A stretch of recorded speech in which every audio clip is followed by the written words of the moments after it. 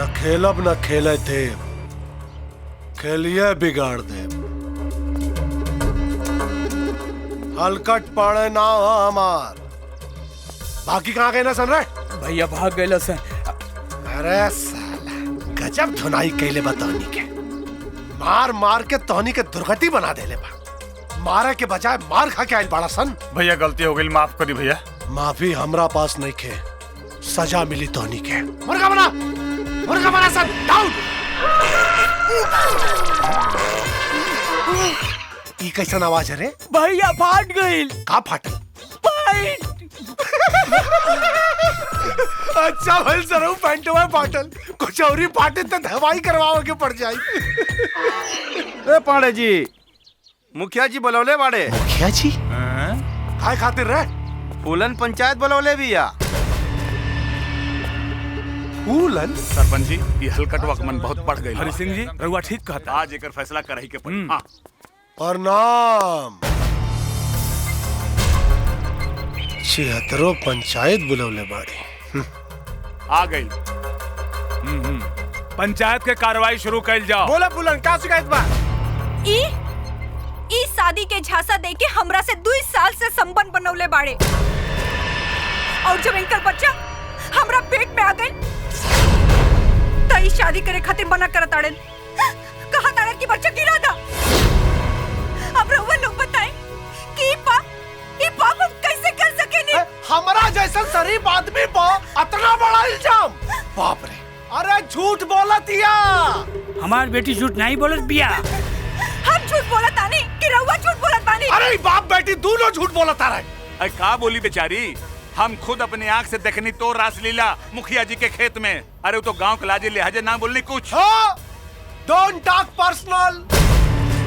नहीं तो ठीक ना होई महाराज तो रख खातिर। हाँ ना तो तू का कर ले बे? सिंह रुआ शांत बैठे। कौन जी ठीक ना होई रे? तू हार कर तू तो हमहू अपन आंख से देख ले बानी। आ तू कहा तारा कि हम कुछ नहीं के कैले। अरे हमरी के चुप बानी तो तू मौका का फायदा मत उठावा।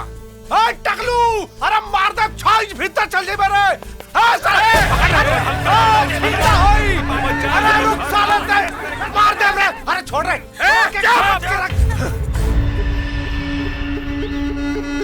सरपंच जी, रउआ अपन फैसला सुनाई।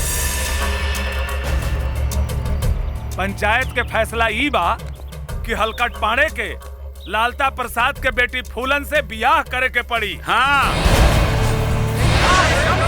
अरे ना, बहुत गलत फैसला है। देखा गोली भाला चल जाई। अच्छा, अगर ये पंचायत का फैसला ना मनी है तो इनकरा कानून के हवाले कैल जाई। बिल्कुल सही।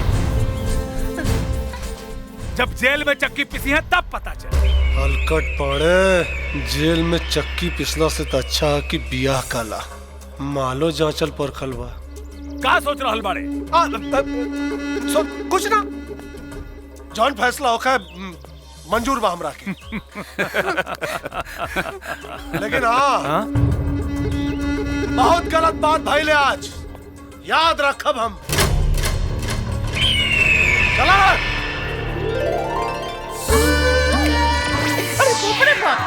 तो बड़ा पास लागत किया। धन कहवा जाई? अरे कोनो निर्धन के घरे अच्छा तबे नु धनवान हो।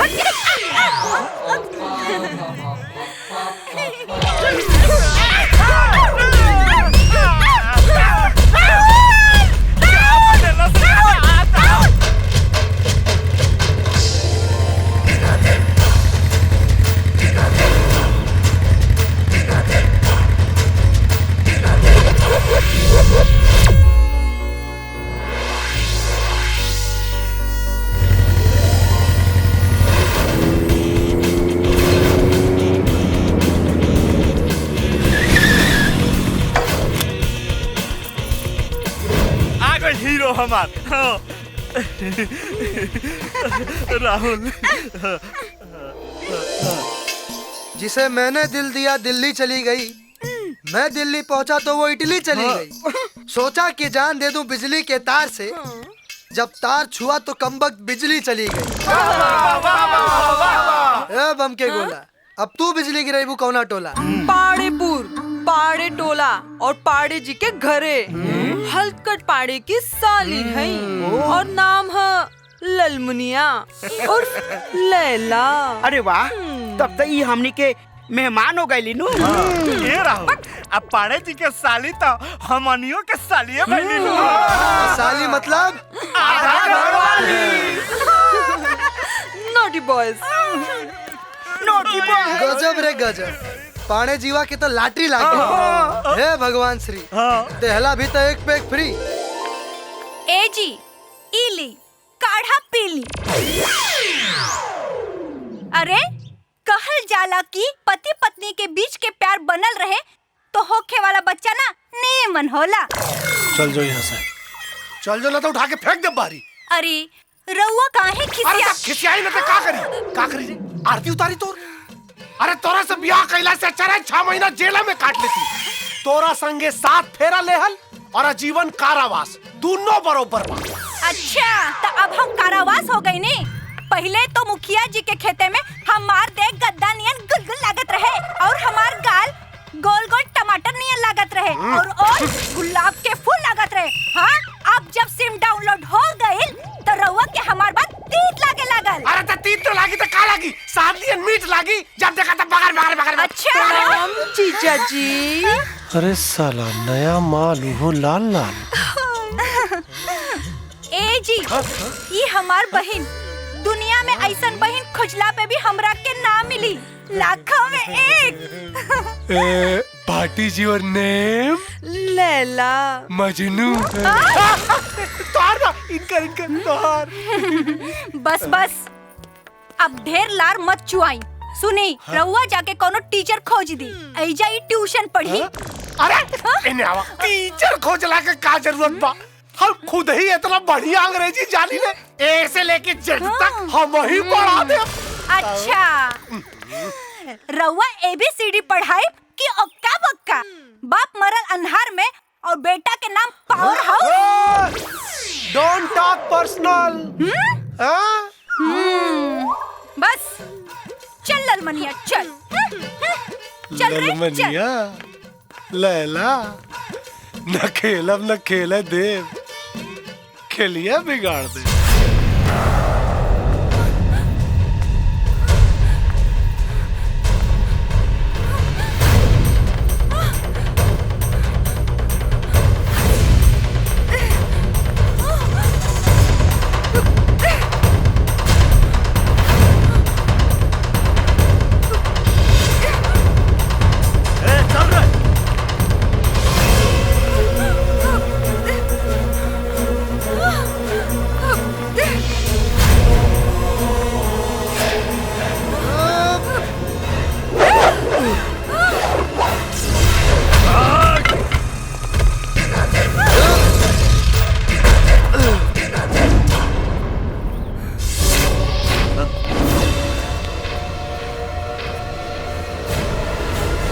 गुंडे लाख बुरा चाहे तो क्या होता है, वही होता है जो मंजूर चिंटू होता है।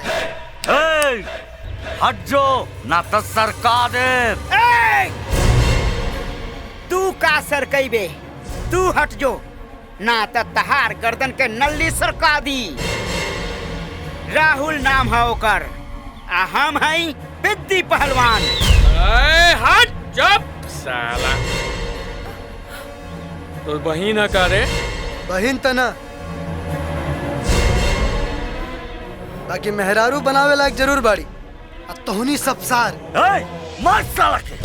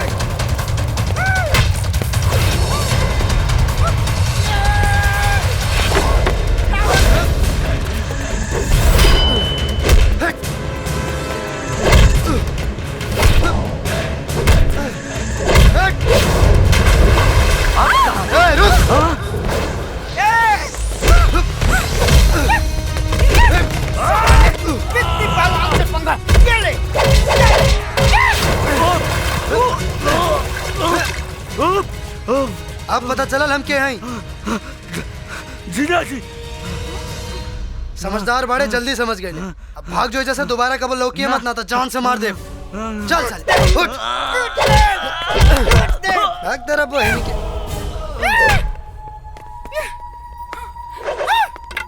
मैडम, अरे सुना हो का हो लॉलीपॉप, ना थैंक यू ना दाम, सीधा जय सिया राम। ढेर देख ले बानी तोहरा जैसन सड़क छाप मजनू। लड़की पटावे के पुराना फॉर्मूला नया जमाना में मत चलावा। अरे त नया फॉर्मूला एक के सर पर लगाई, जब एगो चुम्मा देबू तब। अरे राहुल छोड़ा मत, चाप दो। सुना हो डार्लिंग,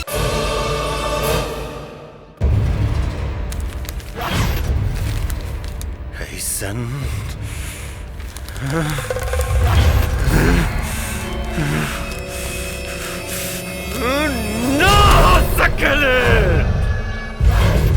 गुस्सा ना, एक गो टेंडर खारिज भइल बा, बाकी 3 गो तपासे हो गइल बा। अरे ललन बाबू, वो कोनो नया ऑफिसर होखी, यही से छोटन बाबू के वोट के बारे में मालूम ना होखी, डुमक्की मार के। जब पता चली तो दौड़ल भागल इस साला। ना, इतना टाइम नहीं के छोटन सिंह के लगे। एक एक सेकंड जोड़ के बाजार में पोलदारी कर करके पूरा बाजार खरीद ले बानी हम। रंजीत, अगर वो अब से टेंडर पास न करे ना तो ओकरा शरीर पर ऐसन बाईपास सर्जरी कर कि पुल के ठेका सड़क के बजाय ओकरा कलेजा पे ली हम। जी भाई जी। बाबूजी, बाबूजी। अरे काजल बिटिया, कैसन रहल तोहर कॉलेज? बहुत बढ़िया, बहुत मजा आई। जाना तड़ा भैया, हमार चेहरा के रौनक हमार बेटी बिया। बाकी बेटी के चेहरा के रंग कहे उड़ल बा।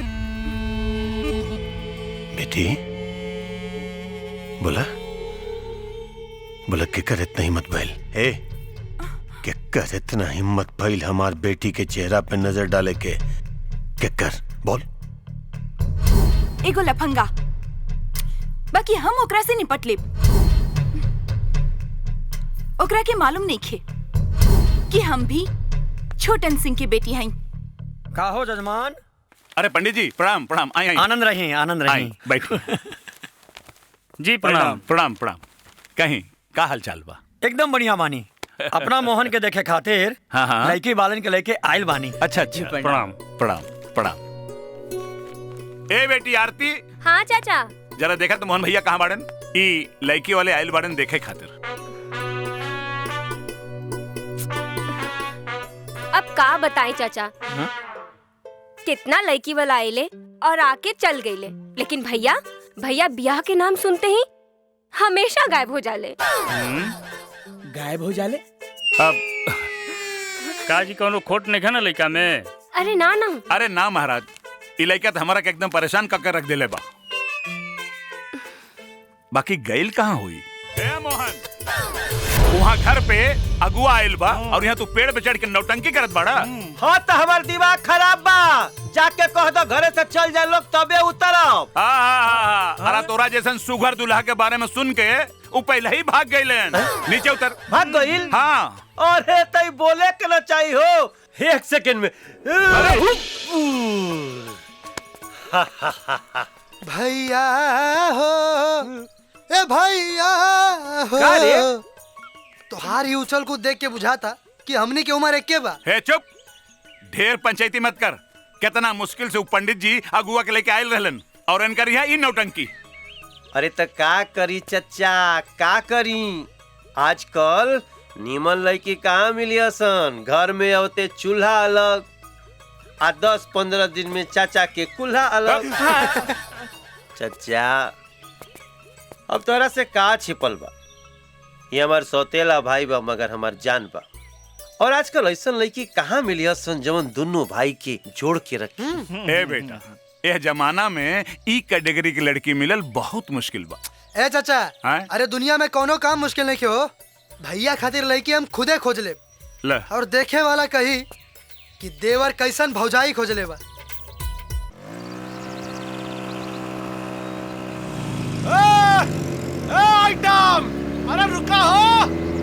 सामान तने करा दा नवान। ए, रुक।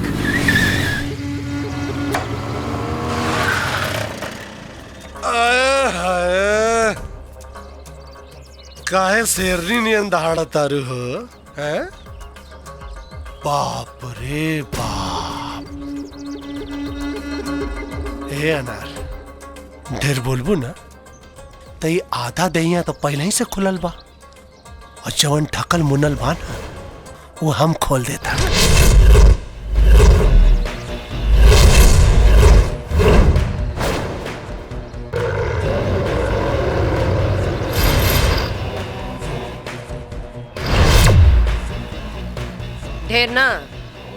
ढेर बोलबे ना तो तोर छाती फाड़ के करेजा के बाती बना दे।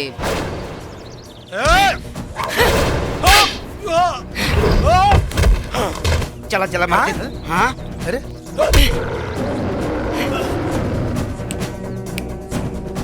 कुत्ता खाली भौकेला और शेरनी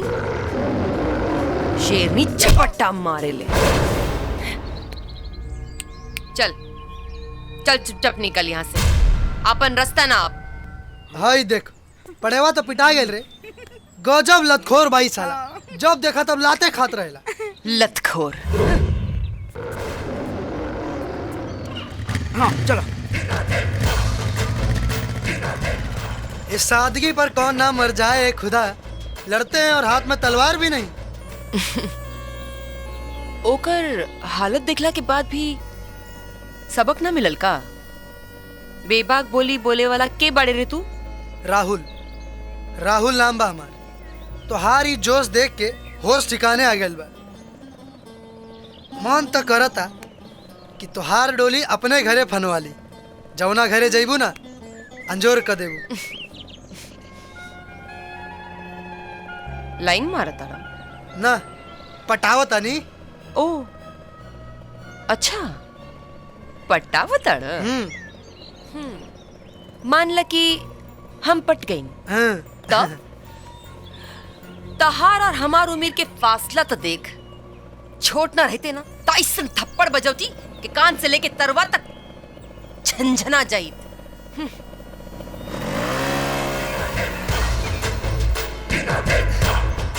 तेवर देख के मन तो करता कि इनकर देवर बन जाई।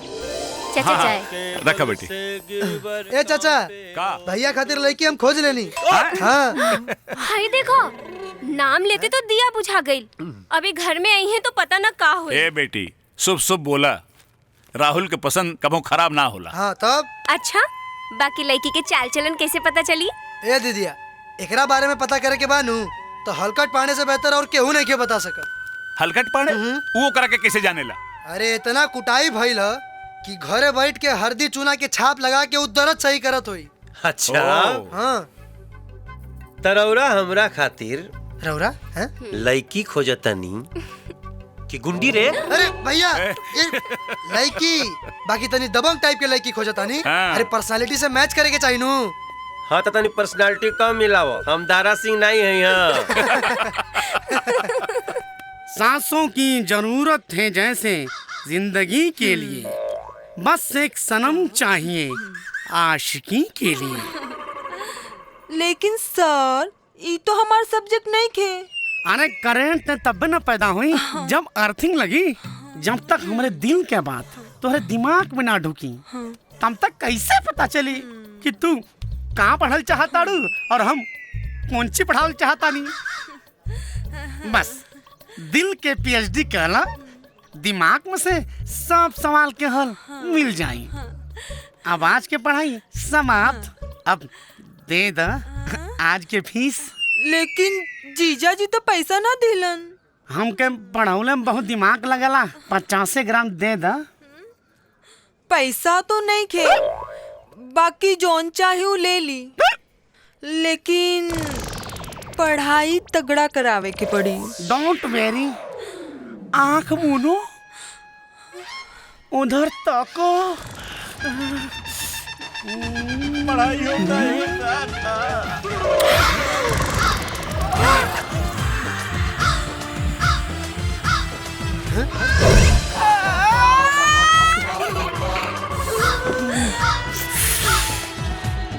बताओ तानी।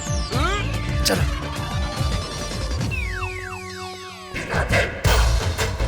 क्या हो लैला, बड़ा तगड़ा पढ़ाई होता। और का पढ़ाई करके मास्टर नहीं बने के बा। अच्छा, तब तो हार पढ़ावल लइकन देश के भविष्य बनाई है। काहे ना बनाई, सब जाना तानी। क्या जाना तारू, खोल के बताओ तानी। ए राहुल, कहाँ गइल हो? हमरा पता बा, चल।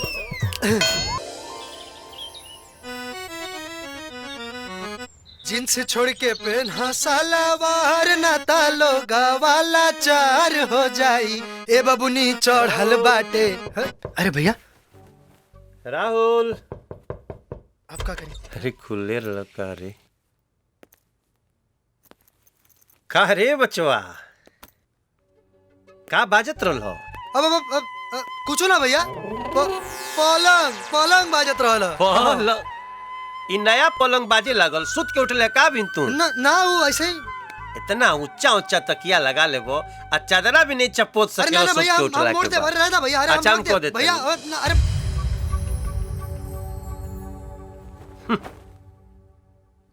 इ का रे, पढ़ाई लिखाई छोड़ के फिर रियाज शुरू कर देले? अब भैया, सपना पूरा करे खातिर मेहनत करे के पड़ेला ना। तो पढ़ाई में करो। ये हारमोनिया की आवाज सुन के हमार माथा ना। देख राहुल, ये गवला बजावला से तहार कैरियर नहीं के बने वाला।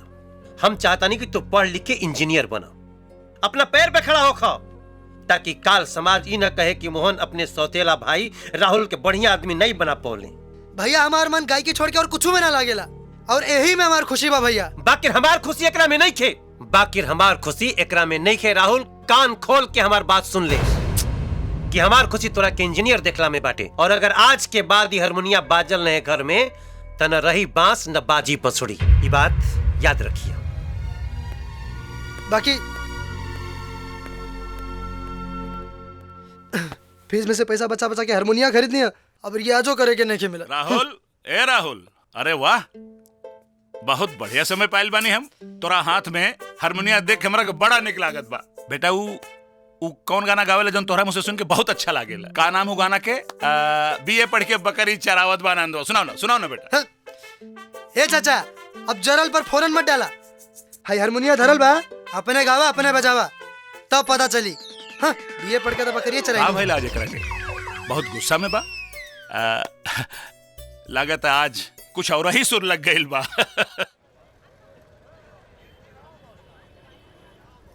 देख, आज पहला दिन बा और हम लेट हो गइल बानी।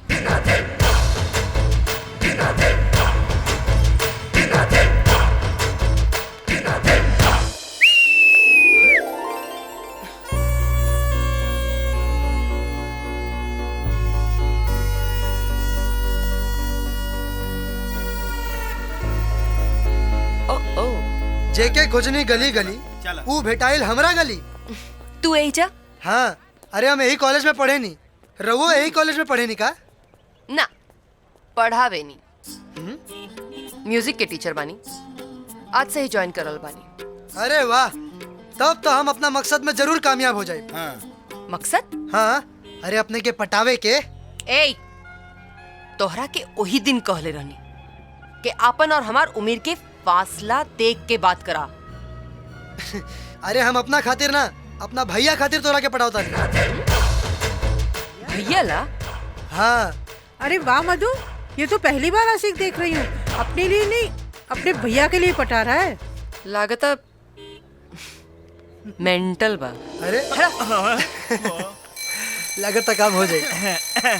राहुल, घंटी त बाज गइल, बुझाता ममलो से ठोइये जाई। राहुल, अरे मालूम हो, आज गांधी चौक पर भोजपुरी के बहुत बड़का प्रोग्राम होके वाला हो, और वो में पवन सिंह आ रहल बारन। अच्छा? हाँ। हमारा नाम बा का में? तहार नाम तो नहीं राहुल, बाकी हमरा के विश्वास बा एक ना एक दिन तहार नाम सबसे ऊपर होई। शांति शांति, रउआ लोग शांति बनाए रखी। बस इंतजार के घड़ी खत्म होके जा रहल बा। 10 मिनट में सुपरस्टार गायक पवन सिंह रउआ लोग के बीच पहुंच रहल बड़े। शांति बनाए रखी। 10 मिनट करके 3 घंटा से खड़ा के लिए बड़े। जल्दी बुला पवन जी के ना तो देम चप्पल।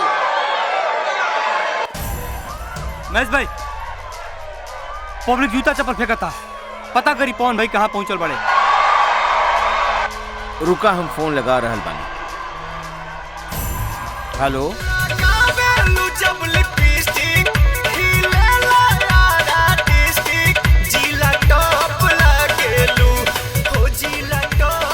हाँ महेश भाई बोला। पवन जी कहाँ पहुँचनी? कहाँ का महाराज, हाजीपुर पुल पर जाम लगल रहे। हम मोतिहारी पहुँचे में अभी 3-4 घंटा और लगी। 3-4 घंटा और लगी?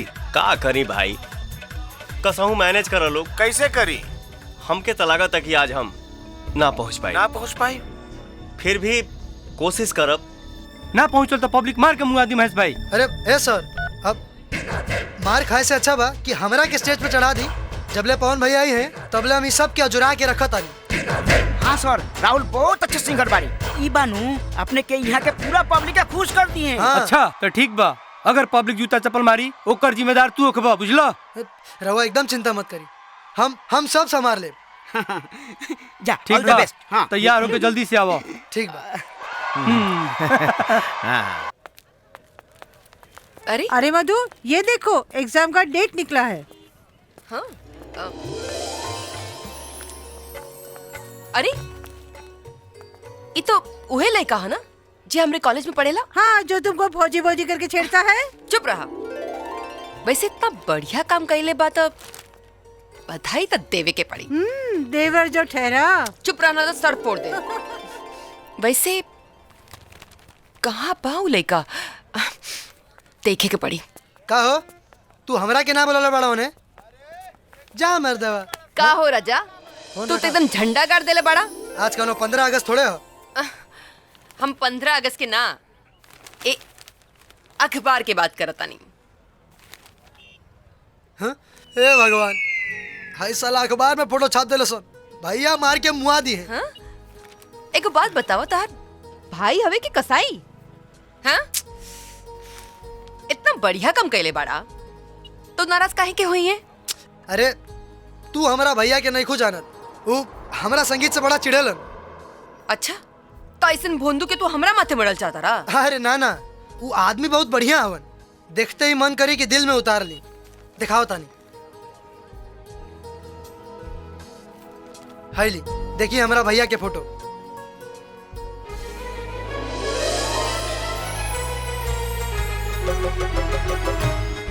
सही बड़न। हाँ? का भाई? का हम शादी नहीं की कर सकत? शादी ना कर सके नहीं? काहे?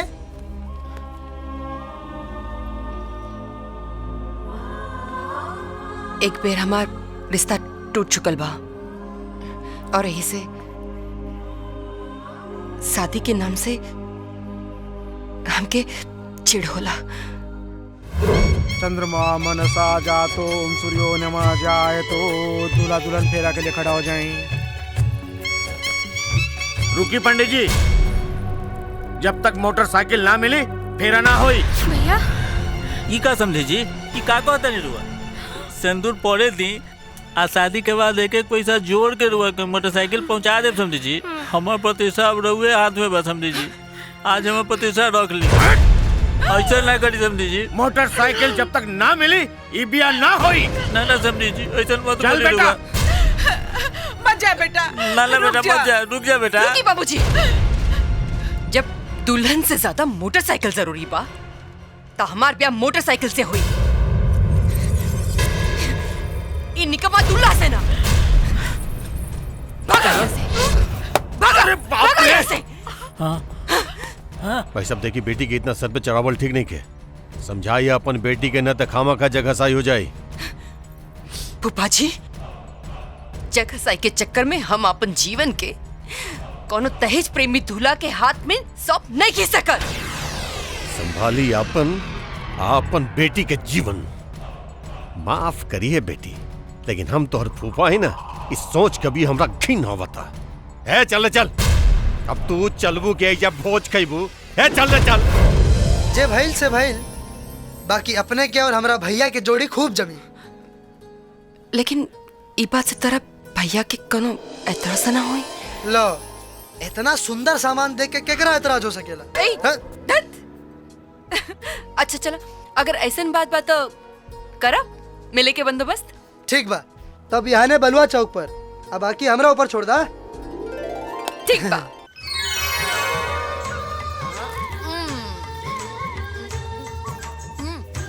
तनी और तीखा बनावा। बड़ा मरिचा बा हो तोहरा गोलगप्पा में। ए भैया तनी चिक के ते देखी, पता चल जाई कौना खेत के हा। अरे यार, जौन गुंडवा के पैसा देले रहनी उ लौकत नहीं के हो। और उतने हाथ लगावा जितना कहल गइल बा। सीमा लंघबे ना तो मारे लगो। खाता अपना आदमी के भेजले।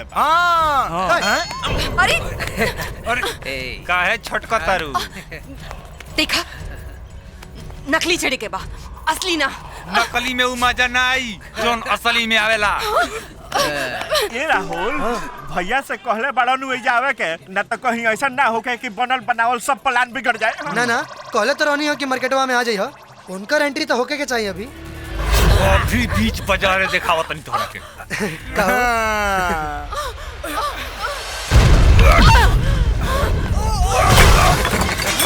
पकड़ जियो भौजी।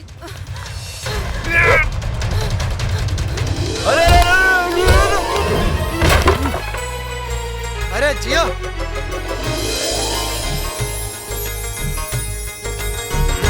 अच्छा अरे साला हलकट पाने, नकली के जगह असली गुंडा आ गेलो। आज तो न खेलब न खेले देव, खेलिए बिगाड़ दे। भैया ये थप्पड़ मारले रहली ना। Don't talk personal. ओ थप्पड़ के हिसाब तो आज चुका ही के पड़ी। छम्मक छल्लो, अरे ओइजा कहाँ गिर गइलू हो? यहाँ वा, ओकरा से ढेर मजा हमनी देव। अच्छा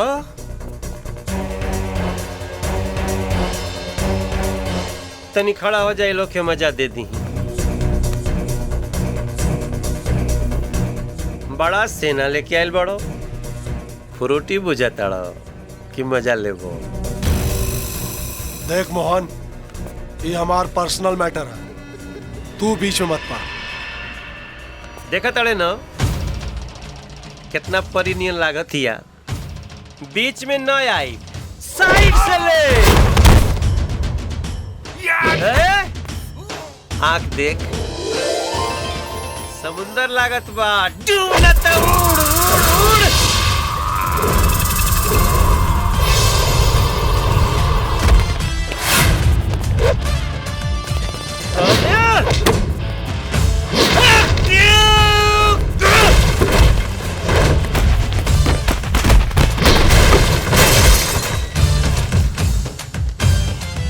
सारे तोनी के आंख में माड़ा छोले बा। इतना चरहर पातर सुगर शरीर संगमरमर फेल बा। यहाँ गले लगावे के मन करत। कहाँ खेलत रे? और इतना आदमी एक संगे।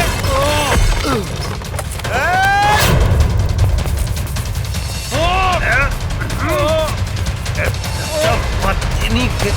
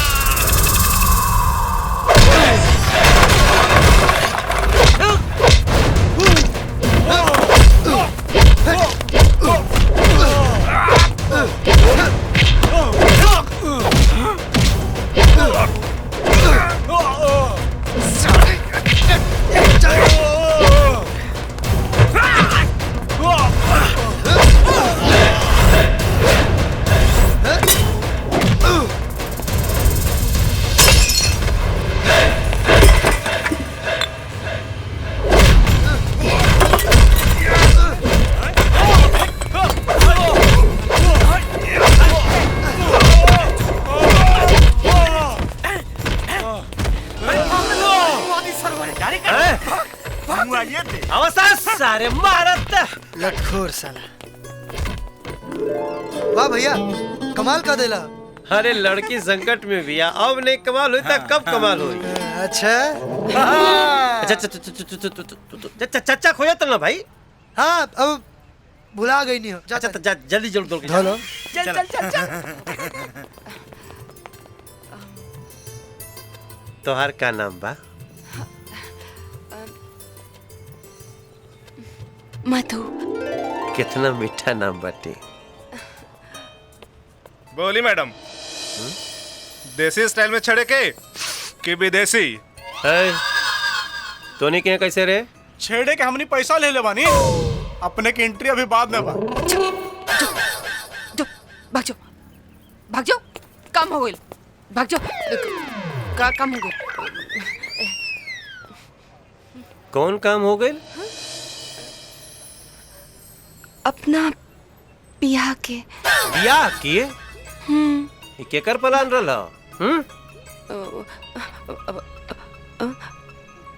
अपने के भाई के। भाई के?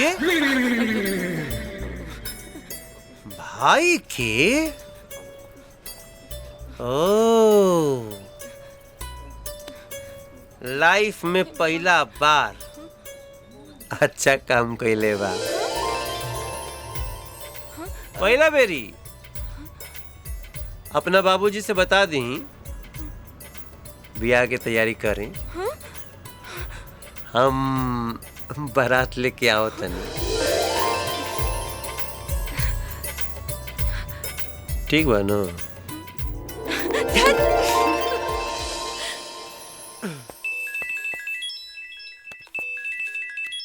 अरे वाह, भाऊजी के फोन। क्या हो भाऊजी, बियाह में अब 2 दिन रह गइल बा, बर्दाश्त नहीं के होत का? ए राहुल, ढेर ना। अच्छा सुनो, काले ना मेहंदी और हल्दी के रस्म के साथ साथ महिला संगीत के भी प्रोग्राम बा, और हम चाहतानी कि हमार देवर के स्पेशल एंट्री होके।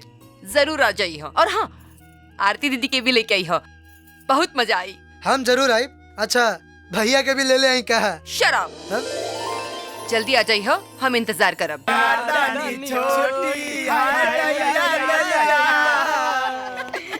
मजा आ गई मर्दे, बाकी लाजो लागत रहे। अरे ये तो रहल संगीत के बाद, बाकी ब्याहे में डबल धमाल करे के। अब भैया के साली के पटावे के फुल डीजे के साथ। ऑल द बेस्ट, फुल सक्सेसफुल होई हो। अरे सेक्सफुल ना हो, सक्सेसफुल। हाँ, बुझला?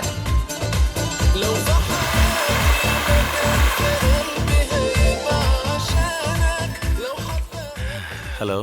का जी रउआ कब आई? काल भैया के बियाह हो रहल बा, सब केहू आ गइल बाड़े, आ सब केहू रउए बारे में ही पूछता। बाकी रउआ जाके अरब में बैठल बानी। का करी, कोशिश तो बहुते कईनी, बाकी छुट्टिए ना मिलल। अरे बियाह तो एगो बहाना बा, वैसे तोहार बहुत याद आवता। तो आ जाई ना। सुना, जब अब की गर्मी में आईब ना तो पूरा 2 महीना खातिर आईब, ताकि जी भर के साथे रह जाई। अच्छा सुना, आपन और बबुआ के ध्यान रखिए। हम ऑफिस जाता नहीं, हमार ड्यूटी के टाइम हो गइल बा। ठीक बा? अच्छा ठीक बा, रउआ अपन ख्याल रखब। हाँ, प्रणाम। खुश रह।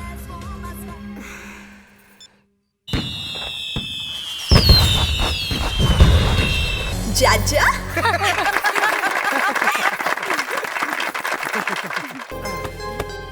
अरे वाह, आज इतना बढ़िया कमरा सजल बा, मन तो करता कि एजे तोरा गोदी में सर रख के सूत जाई। फिर बिहाने से भाऊजी ना कुछ और कह के बुलावे के पड़ी। एक सेकंड। अरे भैया, कहाँ चल देला? बिस्तर पर तो पहले से कब्जा जमा के बैठल बड़ो, हमरा रात भर लागत तब बहरे सुते के पड़ी। अरे बाहरी का है?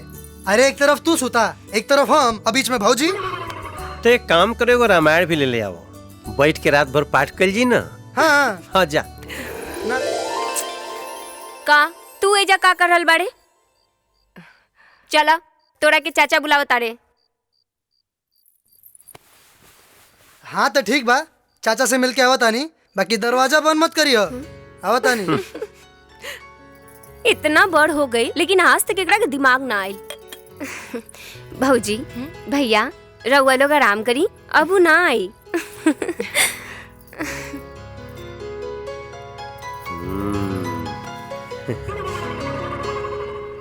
एक मिनट।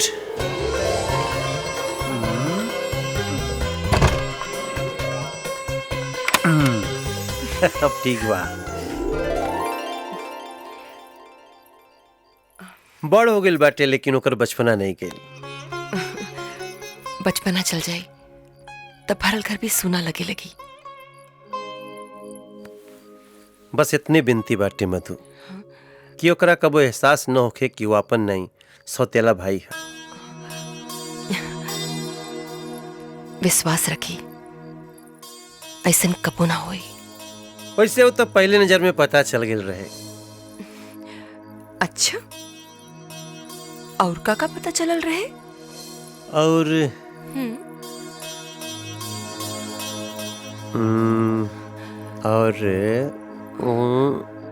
ए भगीना ये तू कहाँ पढ़ता रहो? A for Apple.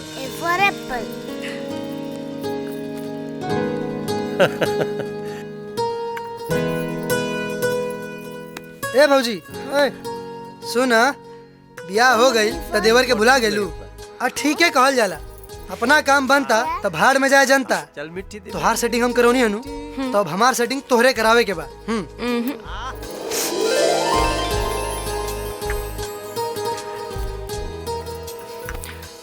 ए जी हम सोचता नहीं कि कुछ दिन खातिर काजल के बुला ले। अरे जिया भौजी का बात कहलू है। हेने वा हेने वा हेने वा हेने वा। अरे अरे अरे राहुल छोड़ के राहुल की का हो रहल बा? बदमाश। जोड़ के हूँ नहीं खेबे जोड़ बाड़ू। पटना जाता नहीं। वो का है? वकील साहब के फोन आयल रहे ना, कोर्ट के कुछ काम रहे तो हम अच्छा जाता नहीं जा। और आरतियों के ले जाता नहीं, ओकरा के ससुर छोड़ के चल काजी अब इन तो हमार ठीक से मनो नहीं खे भरल। आरोबा पटना जाता नहीं। एक दिन हमारा बिना नहीं रह सकेलू, कोनो हफ्ता भर का दिन थोड़ी जाता नहीं। ए भौजी अरे भैया के जाए के बाद तो जाए दी, हम बानी नू। अगर कोनो चीज के जरूरत पड़ी तो पूरा कह दे। दरवाजा खटखटा के आवल कर, आओ चलल जाओ। हाँ दरवाजा खटखटा के, अपना घर में हम दरवाजा खटखटा के आए। तो के समझावल बेकार बा। सामान गाड़ी में रखा गइल बा बिटिया, तनी जल्दी करा। बस आ गई चाचा। जा बेटा नाना जी के पास। अरे हमार भगीना हमरा लगे आवा आवा। प्रणाम चाचा। अरे खुश रह बेटा, खुश रह। कहो भगीना काहे रो तड़ा? जा मर्दवा तू। इला अरे ई का बबुआ खातिर अपन ख्याल रखिए। हो गई? चलो चलिए बोलो आगे वाला सीट पे बैठो। चलो चलो आओ आओ। अरे यार काजल आओ तारी। अच्छा उनका से कैसे कह? तो हमने तो का पूछा रहा। ई गरम गरम डोसा, ई छोटा वाला तहा, भौजी और ई मोटा वाला तूला। एगो हमरो के भौजी। हां भौजी एगो है ने। वाह वाह टेस्टी। वाह भौजी वाह वाह, तू तो अन्न धन से भरल बारू। का टेस्टी डोसा बनैलू है, मजा आ गई। मन तो करता कि 10-20 प्लेट हापुर पहले ही से 5 को खा चुकल बड़ा, अब हमारा भौजी का थकाई बा लोग। अरे वाह वाह, अतने भौजी से प्रेम बा तो हिनकर बहनिया के पटावे के तरीका हिनकर से काहे नहीं के पूछत? हमनी से पूछा तारन। हमनी के तब वही नहीं भइल बटे शादी, नहीं भइल बटे गौना, अब वही लइका बानी। हाँ यार भौजी तू बुला तो ले ले बाड़ू, बाकी उनका के प्रपोज कैसे करें? हाँ बोलो। ओहो अच्छा तो ई समस्या बा। हाँ हाँ मान ल कि हम काजल बानी। अच्छा हाँ प्रपोज करा। एक मिनट ए मोबाइल दे। का भाई काहे से रिकॉर्डिंगो नु करे के पड़ी। इनके बाद में डाला करावे के नु बाटे। रिहर्सल भूल जाइए तब। हाँ रेडी एक्शन। जब से तो के देख ले मैंने रात के नींद दिन के चैन में हर घड़ी बस तोरे बारे में सोचते करे। रुका बस कैसन दीवाना देवर मिलल, एकदम राजधानी हकता। ऐसे ना प्यार से आंख में आंख डाल के। अब बोला। जब से तो के देख ले बानी, न रात के नींद न दिन के चैन बा, हर घड़ी बस तोहरे बारे में सोचल करी। मन बड़ा बेचैन बा, घर में तो आ गए बाड़ू, अब बस जिंदगी में आवे के देरी बा। I love you. I love you. I love you. सूत गए करे। उठा, चलो उठा। हाँ हाँ आराम से। ठीक बा, इतना भी सीरियस होला की जरूरत नहीं है। काहे से हमार बहन इतना सुनला पे तब एकदम छत से छलांग मार दी। हम बात करत नहीं बेटी। हाँ बड़े पापा। कहाँ जाता रू? मधु दीदी के यहाँ। मधु दीदी के यहाँ ढेर पाँव न पसारे के। अपना बाप के नाम दौलत शोहरत के तनी तक ख्याल रखा। बाबूजी देखी ना बड़े पापा के। भैया ये हमार बेटी है, तोहार ना। ढेर भचर भचर करवो ना तो घर से बाहर निकाल करके दरवाजा पे दरवानी में लगवा दे। और बेटी तू एक बात के ध्यान रखिए, बड़ा मेहनत करला के बाद ही इज्जत, ई दौलत, ई शोहरत मिलल बा। बस तू एकरा माटी में मत मिले दिया। हाँ? अगर विश्वास नहीं के तो कहीं तो अभी भीतर चल जाता। ना ना ना रे पगली बाग पागल, ऐसन बात नहीं के। देखा अब बड़ के काम होला समझावल और छोट के काम होला मानल। जा काजल बिटिया, ई बैग ला, एमे मधु के सामान बा और तोहर कपड़ा भी। जा जा अपन ख्याल रखे। हाँ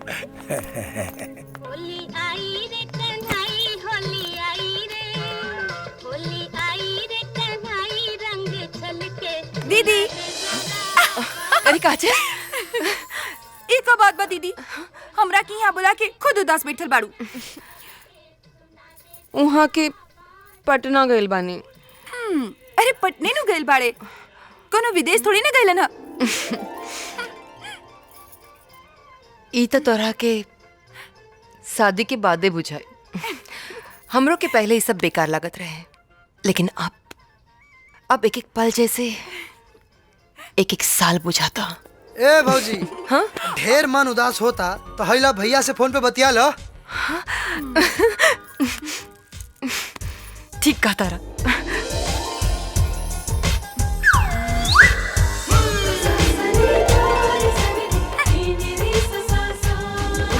आप जिस नंबर से संपर्क करना चाहते हैं वो अभी पहुंच से बाहर है। कृपया कुछ देर बाद दोबारा कोशिश करें।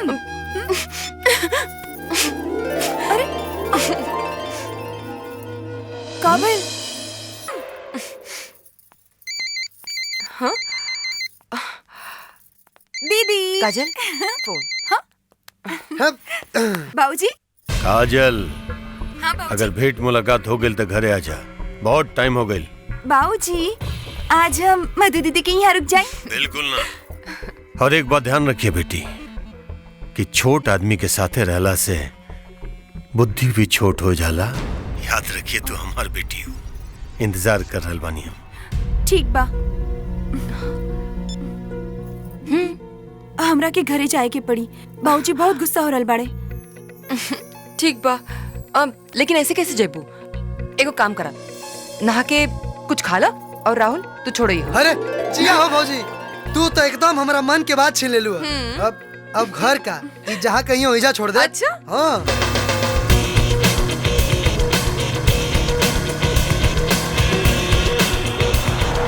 एक काजल, काहे के बेचैन बाड़ू घरे जाए खातिर? चला होने बसवाड़ी घुमाओ तानी। चुपचाप घरे छोड़ा। अरे यही जगह है, रोक दे लो। पनिया बैल और पनिया मरद के भरोसा ना होला। ए, जोर से ना लागल रहित ना तो बता देती। जा चिरकुट।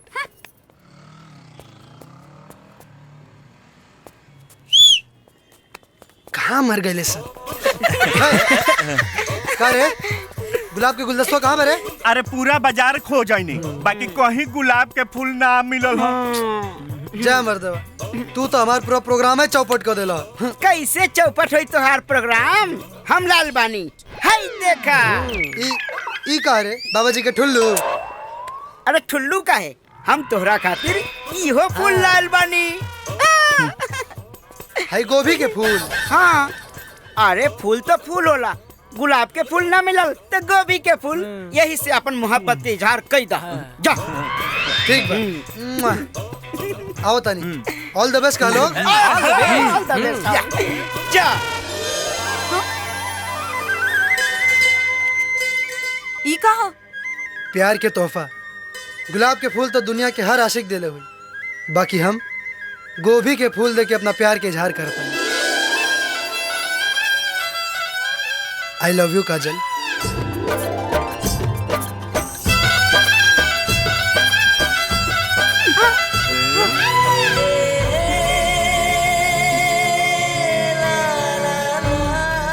गोभी के फूल? अरे घर छोड़ा, चला।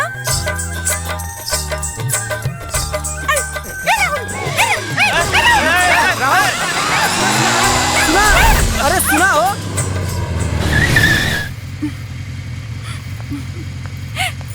आई अंदर चली। ब्याहे से पहले घर के अंदर चले तो दहेज के पैसा कम हो जाएगी। अच्छा, गोभी के फूल पे ना प्यार होला ना शादी। प्यार से देनी है। अब वो लेवे वाला समझे कि मैं प्यार दिखल है कि व्यापार। अगर प्यार भइल तो बारात ले आई, और अगर ना कह देनी तो फांसी लगा के मर जाए। ना राहुल, प्यार तो हमहू तोहरा से पहले नजर में ही करे लगनी है। बाकी हम देखे की चाहत रही कि जितना प्यार हम तोहरा से करी ले का तू करेला।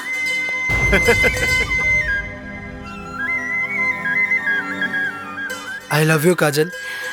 I love you two.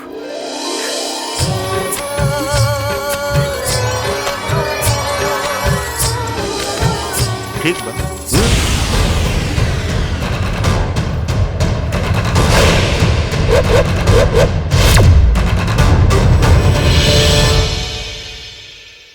छोटन, छोटन, बेटी जब जवान हो जाए तो ओकर लगाम तनी कस के रखे के चाहिए। भैया काजल हमार बेटी हिया, हाँ? कोनो घोड़ी ना है जे एकर लगाम कस के रखी। एक काम कर तू, तारा अगर ही घर में बिना दिमाग लगोले नहीं खेल रह जात ना, तो कोनो मठ मंदिर में चल जा, हो जे तारा खातिर अच्छा रहे। अगर ओही जा रहे कि खर्चा घटी तो बाबूजी से कह के हम भेजवा दे। भैया काजल हमार बेटी है, हाँ? और हमार शान के फिकर एकरा अपन जान से ज्यादा बा, है ना? अगर कहीं तो अपन जान दे के दिखा दो। अरे ना ना ना ना ना रे बेटा, तू अब चुपचाप भैया से चल जा, न तो भैया मठ मंदिर की जगह कहीं शमशान न पहुंच जाए। हाँ, तू जा जा। भैया हम तो सुनले रहने की लोग के बवासीर कहीं और होला, लेकिन तहार बवासीर तहार मुंह में बा। कैसे अपन मुंह के बंद रखा। और सब ठीक बा ना बेटी? अरे अरे बाबा पालेंगे। खुश रहा बेटा। प्रणाम समझी। प्रणाम प्रणाम। बैठी बैठी। कब अइली हैं? अभी अइली हैं। हाँ दी। और का हाल चल बा? सब ठीक ठाक बा बबुआ जी।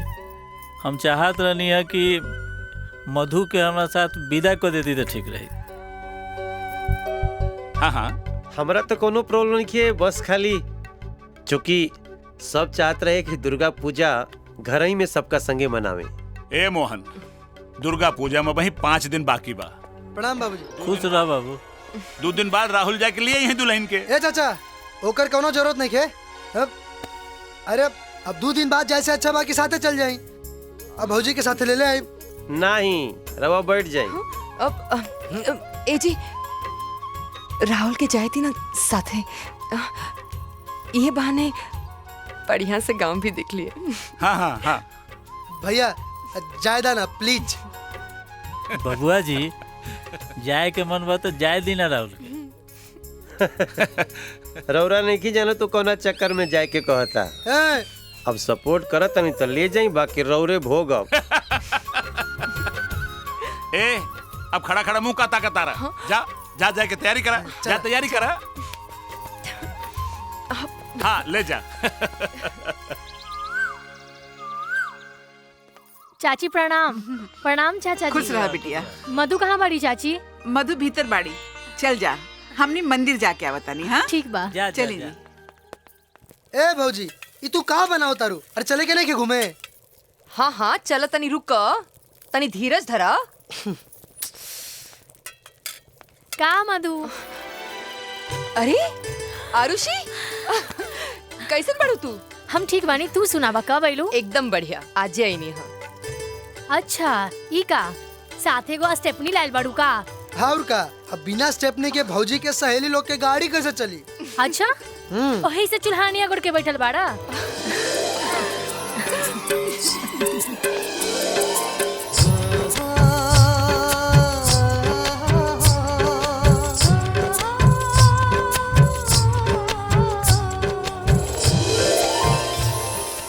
भगोरे के तब परवे करी कसम से भौजी, भगवान सारा हरिहरी तोहरे नैहर में रख देले बड़े, एक के झटका में चर जाए के मन करता। अच्छा सच्चा दीदी। या खुदा परवरदिगार, हम तेरे दरबार में फरियाद करते हैं, मत कर इन हसीनों को पैदा, ये हमें बर्बाद करते हैं। अच्छा बेटा बर्बाद अरे करते भौजी, हैं। रुको अभी बताओ तनी। अरे हाँ ए भौजी, अब तू घरे चले खातिर तैयार हो जा। हम आओ तानी। कहाँ जाता? ए राहुल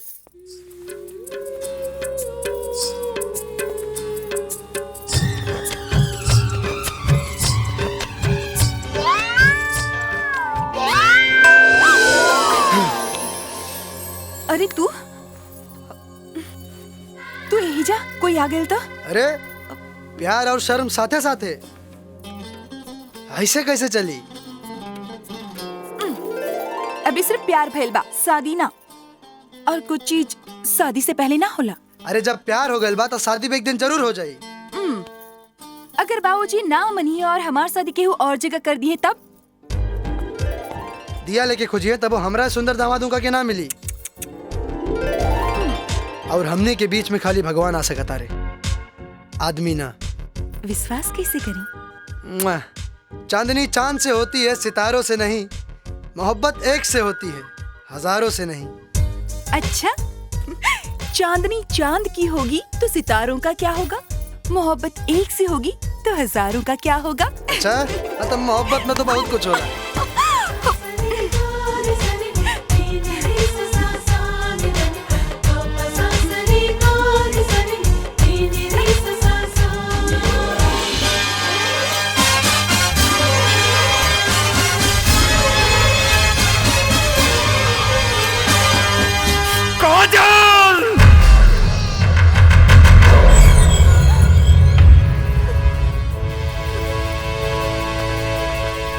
देख लेला नतीजा, बिना मेहनत के बेटी दामाद खोज लेला। काम करा तू, लोटा लेके जाकर के पाप पूजा उठा के। प्रणाम फूफा। हम तोहर फूफा ना हैं, तोहर भौजाई के फूफा हैं। सही कहा तानी। ससुर जी प्रणाम। अब लपेट लेला इज्जत, एक बेर ना 100 बार समझौला के नतीजा बा। बाकी ये ललन बाबू रवो ना, जब देखी तब जला ताग में घी डाल दिला डुबुक्की मार के। काजल चिल्लात काहे बानी? घर के इज्जत बाजार में उछालब का? बेटा पे बाप के संस्कार जाला और बेटी पे माई के संस्कार जाला। ऐ तहार बेटी हमारी इज्जत नीलाम कर देला, दू कौड़ी के नीच के सामने। दहेज के पैसा डबल कर दी, बेटी मर्द के हाथ पकड़ ले बिया, कौनो मौगा के ना। उड़ ले बेटा, कहे कि उड़ के छरके वाला मुर्गा बड़ा जल्दी कटाला। पर है मुर्गा लकड़ी के ना, अपने के बेटी के ठेया पर कटाई।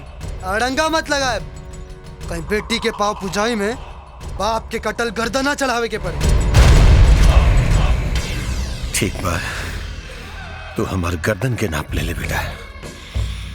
हम तो है पूरा देह के नाप ले, कहे कि मरला के बाद कफन खरीदे में आसानी रही। बारात में बाजा की जगह कफन के पेटी लेके आई। शमशान के पता बेटी के बता दे, कहे कि पहला बेर मुखाग्नि बेटा ना अपने के दामाद दी।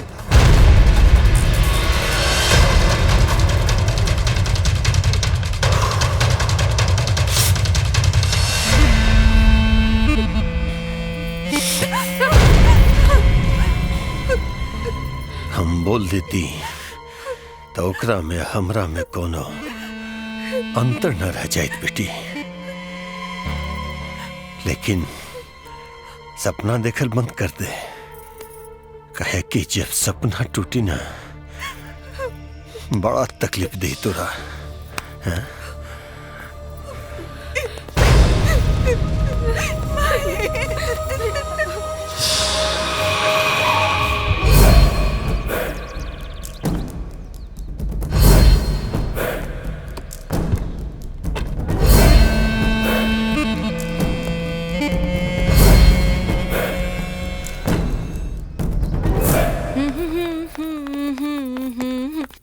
अरे फूफा जी, पालकी। अरे छोटन, आशीर्वाद दे दे बेचारी के। देख देख सर से कमर तक कैसे झुक गई बिया। ढोंगी के ढकोसला पे आशीर्वाद ना काली दिहल जाला। गलती से भी गरिया मत दे, वरना ऐसा पाव पुजाई हुई कि भूत पिशाच से ना भतीजी का चेहरा देख के डर लगी। ना बाबू,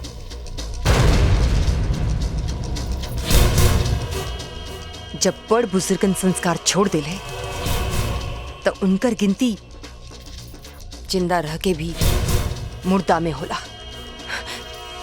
फूफा जी खातिर बैठेला कुर्सी ले आवा। हम यहाँ बैठ के तोहार घर के इज्जत बढ़ावे नहीं की आई। वैसे खड़ा रहला से भी ई घर के शान में कोनो फर्क ना पड़ी। आवे के कारण बताई। काहे से कि चेहरा पे तो 12 बजल बा। तहरा वजह से हमर चेहरा के ही हाल भइल बा। लेकिन एक बात याद रख, जौना आग तेरा घर से निकल के हमार चौखट जरावे की कोशिश करता, कहीं उहे आग से तहार घर जर के चिता न बन जाए। ना बाबू, जब भी फैसला क के आयल बानी तो इनकर स्वागत बा। हमरा घर से निकलल आग अपने के चौखट के ना पगड़ी के निशाना सदले बा। इज्जत बचावे के बा तो भतीजी के बेटी के दर्जा दी। सुंदर दुल्हा के ससुर कहाई। जब जीत पे आगे बढ़ी तो अपन जीत के दुआ भगवान से बनाओ, न तो अपन तेवर के लाश छुटावे खातिर अपन हाथ पांव के मजबूत रख। फूफा जी, हमरा मजबूती के बजाय अपना के देखिए।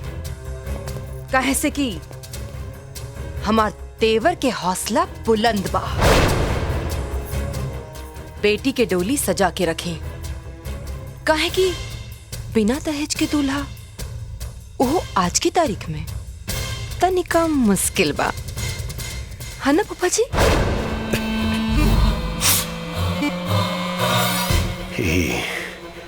वक्त बताई बेटा।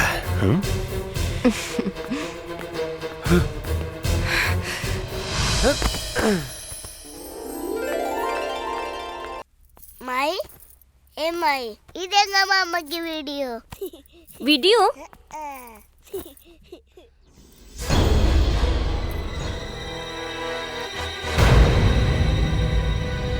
जी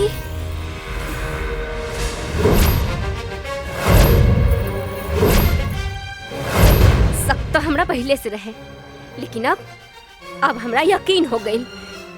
इतना घिनौना हरकत पानी सर से ऊपर हो रहल बा। भैया भैया, जब मर्द के हाथ ढीला हो जाला तो औरत के बहके से केहू ना रोक सकेला। का बात भारती, कहल का चाहता रो?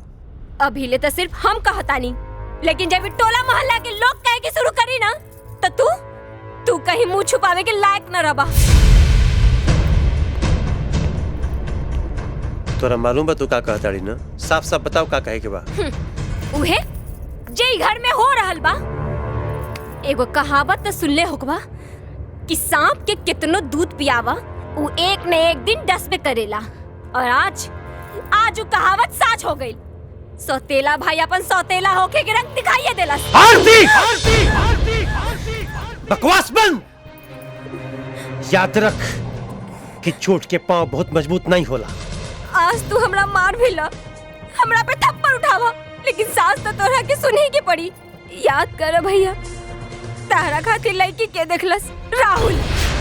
सुहाग रात के सेज पर पहले के बैठलस राहुल, और भौजी के गोदी में उठा के घुमावलस राहुल। हर सुहागन औरत पूजा पाठ में सबसे पहले केकरा के टीका लगावेली? अपना मर्द के। लेकिन भौजी केकरा के लगावली? त राहुल के। हमरा तो ओही दिन शक हो गई रहे, जे दिन ओकर नाम लेते ही तार पूजा के थाली से दिया बुझ गई।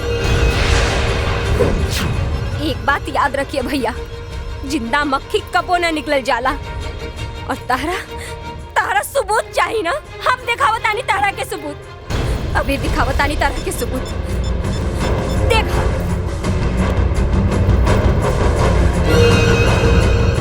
जब से तोके देखले बानी, न रात के नींद न दिन के चैन, हर घड़ी बस तोहरे बारे में सोचल करे। घर में तो आ गइल बाड़ू, अब बस जिंदगी में आवे के देरी बा। आई love you, I love you, I love you.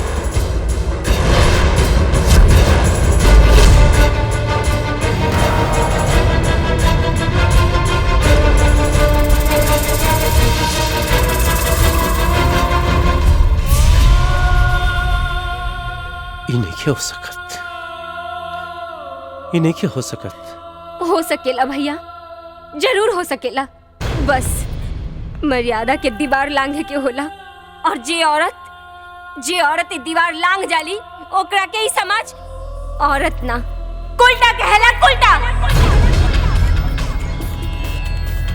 और कुलटा के जगह घर के चार दीवारी नहीं हो सकेला। अरे पकड़ा।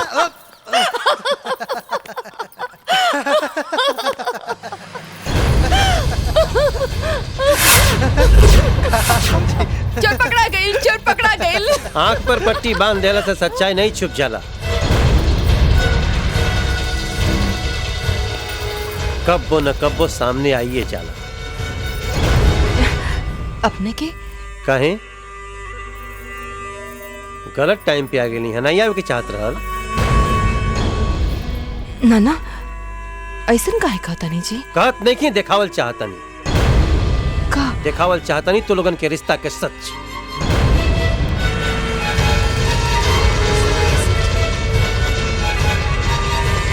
भैया चुप। देख इनके आंख के गहराई, जौना में फिसलत समय हमरा इहो नहीं मालूम रहे कि हम कौना नरक में गिरे जा रहल बानी। तो हर चरित्र देखला के बाद आज हमरा फिर से विश्वास करे के पड़ी कि स्त्री के चरित्र पुरुष के भाग्य कब बदल जाला ये भगवान भी नहीं जान सके। वाह रे धीरिया चरित्र। राहुल तो नादान रहे, तोरे बदन में इतने गर्मी रहे तो सिंदूर और मंगलसूत्र के हथकड़ी में जगड़ ला के का जरूरत रहे? आजाद रह के अपना हौस की आग बुझावत रह तू। बस पति बने तो पति बन के रही, परमेश्वर बनने की कोशिश मत करी। लांछन लगावे से पहले कुछ तो सोच ले रहती, और वो ओकरा साथे जेकरा के हम देवर की नजर से ना बल्कि अपना बेटा की नजर से देखे नहीं। इतना सब कुछ भइला के बाद न तोहरे मुंह से शोभा नहीं खे देत। अच्छा रही कि हमारा जिंदगी से जितना जल्दी हो सके निकल जा।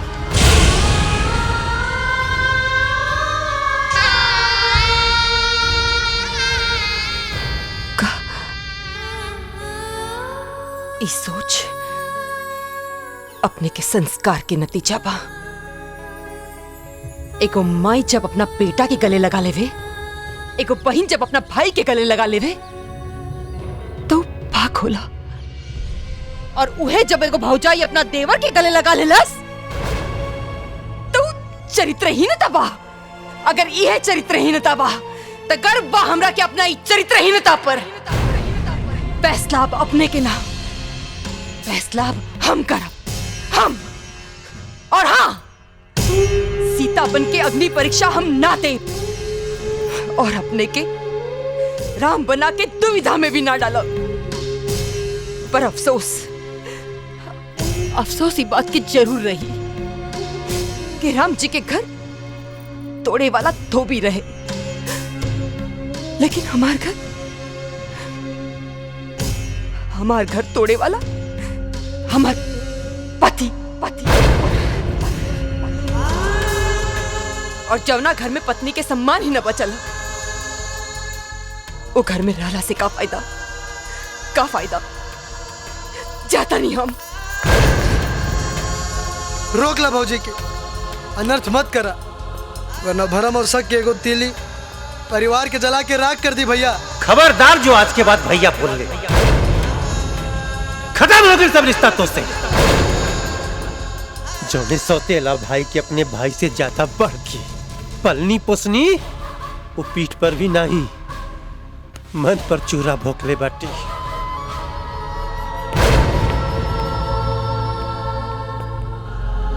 सही कहल गइल बा, दीवार में दरार पड़ जाए तो मरम्मत से ठीक हो जाला, बाकी अगर दिल में दरार पड़ जाए ना तो घर में दीवार खड़ा हो जाला। बाबूजी, का बात बा बाबूजी? रवा उदास काहे बानी?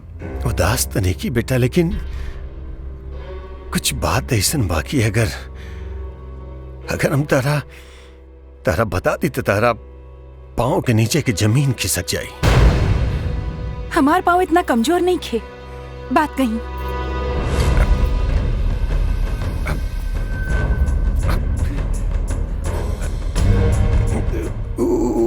मधुआ के ओकरा देवर के साथ नाजायज संबंध बा। ना, ई नहीं के हो सकत। हो सकता बेटा, हो सकता। अगर ऐसे ना रही तो ओकरा पति ओकरा घर से लात मार के बाहर ना निकाले रहे।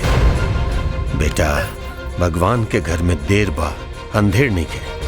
अब देखा ना, मधु अपना दरवाजा से बारात के लौटोले रही ना, आज देखा ओकर पति ओकरा घर से लात मार के बाहर निकाल देलस। अगर विश्वास नहीं करे तो पूछला अपन बड़का बाबूजी से। ये एकदम सही बात बा बेटी, सारा गांव जवार ओकनी पे थूकता। देवर भौजाई के पवित्र रिश्ता पर कालिक पुल देहला सरवा डुबुक्की मार के।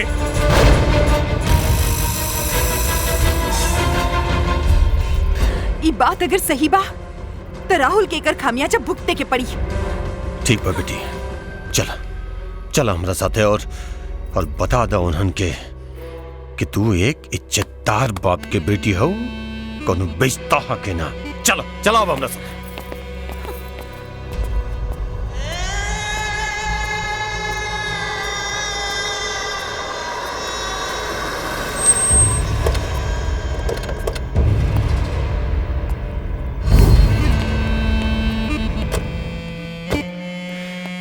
भैया, साली डाइन भी 7 घर छोड़ली हो, लेकिन ई तो अपना घर में जाके सेन मार देलस। छी। अपना भौजाई संगे कुकर्म करे में एकरा तनिको शर्म नहीं खेआई। अरे ई सरवा कौन अंग कहवा से छूले होके डुबुक्की मार के। रुक जा राहुल,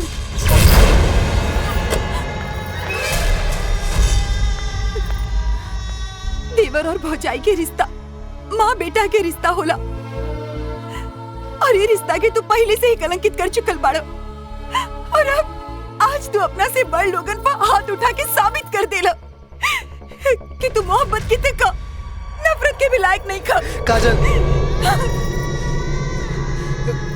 सब केहू तो हमारे साथ छोड़ के चल गई, कम से कम तू तो ऐसा मत कहा, ना तो जीते जी मर जाए हम। मत छुआ हमरा के, मत छुआ। सुन, अपन दिल के अपना भौजाई के अचरा में बांध के रख, निकाल के उछाले की कोशिश कर लेना तो हमर बेटी ओकरा जूता से कचर के रखती। चल बेटी, बैठ गाड़ी में। काजल, काजल, काजल, काजल हमारी बात सुना। काजल, काजल, काजल हमारी बात सुना। काजल हमारी बात सुना। काजल, राहुल, राहुल, राहुल, ए राहुल, राहुल, उठ, उठ भाई, चल, चल।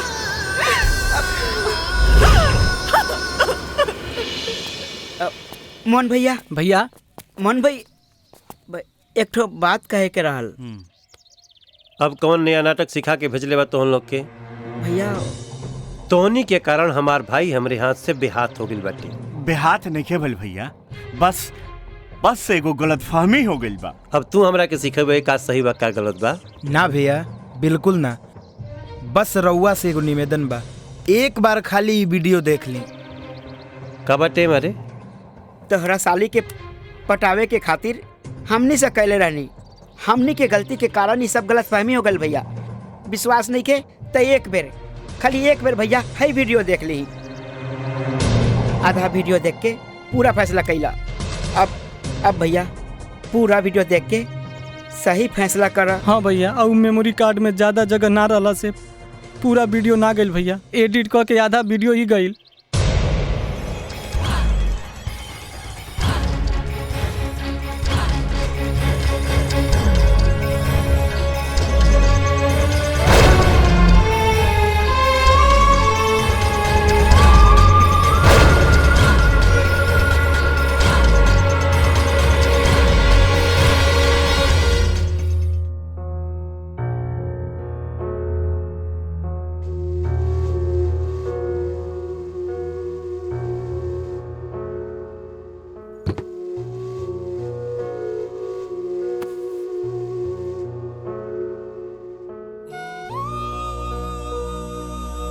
राहुल, हाँ?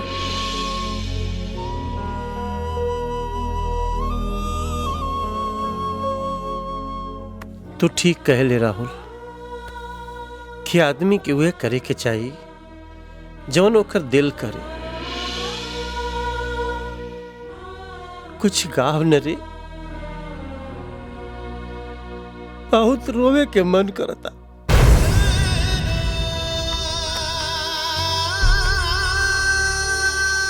तू ही ना कहत रहा कि मर्द के आंख में कबू आंसू निमन ना लागेला। एको गलती इंसान के कितना नीचे गिरा देला। अपने नजर में आदमी कितना गिर जाला। हम अपने लक्ष्मण जैसन भाई और सीता जैसन पवित्र पत्नी पर शंका करके बहुत गलती करी, बहुत भूल कर गए नीरे।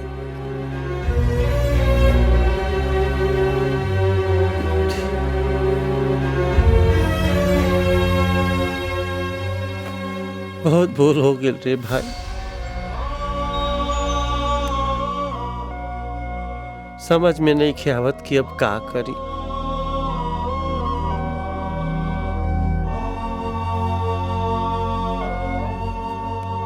बस आज्ञा करी भैया, अगर आदमी से गलती ना हुई तो आदमी आदमी ना रहे, भगवान बन जाए। हम भगवान के तो नहीं देख ले, बाकी हमार मन कहता भगवान भी हमार भैया जैसन हुई है।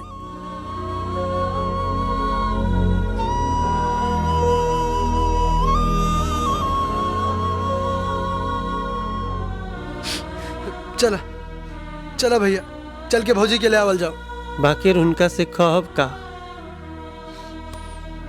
कुछ बात ऐसा होला कि बिना बोलले ही समझ में आ जाला। भैया हम तोरा के बहुत छोट समझत रहनी रे।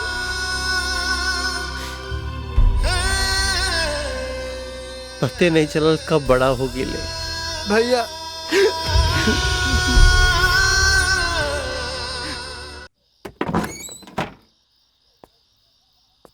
भौजी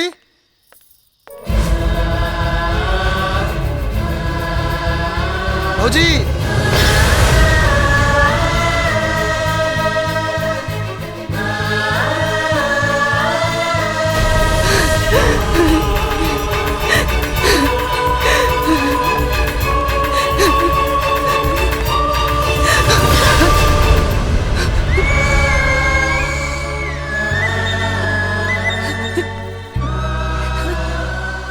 का भेल भौजी? अपना देवर के गले न लगेबू?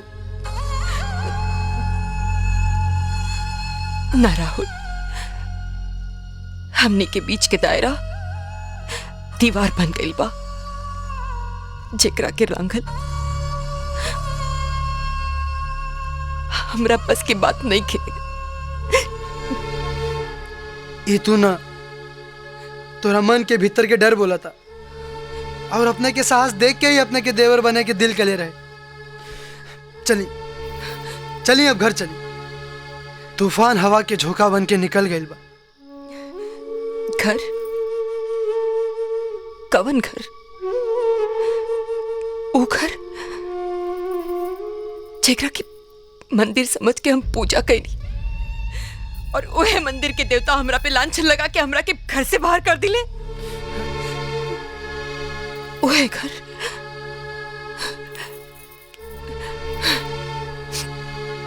एगो औरत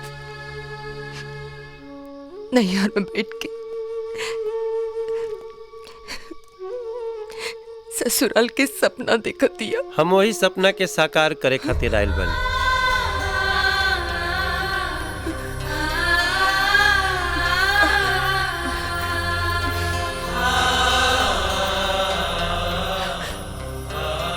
पति के रूप में परमेश्वर बन के ना।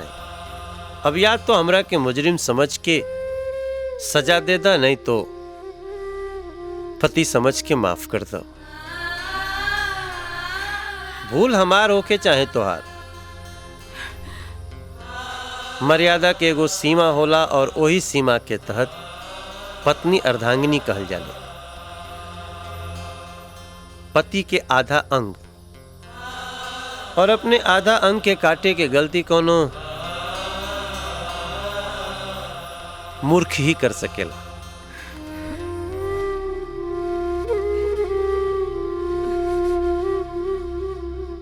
हाँ बेटी, सुबह के भूलल अगर शाम के घर वापस आ जाए तो ओकरा के भूलल ना कहल जाला। जा अपन घर संभाला, जा बेटी। हाँ बेटी। हम तोहरा के चले के नहीं कहब और न तो तोहरा के यहाँ रहे खातिर हम आज्ञा दे सकिला। बाकी तोहार जैसन फैसला। सिंदूर के सम्मान ही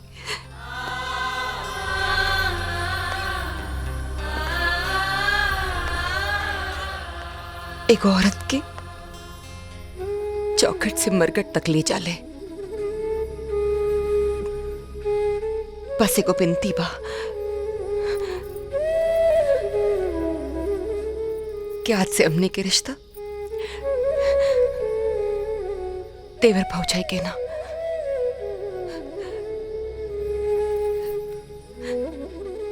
बल्कि माई बेटा के रही।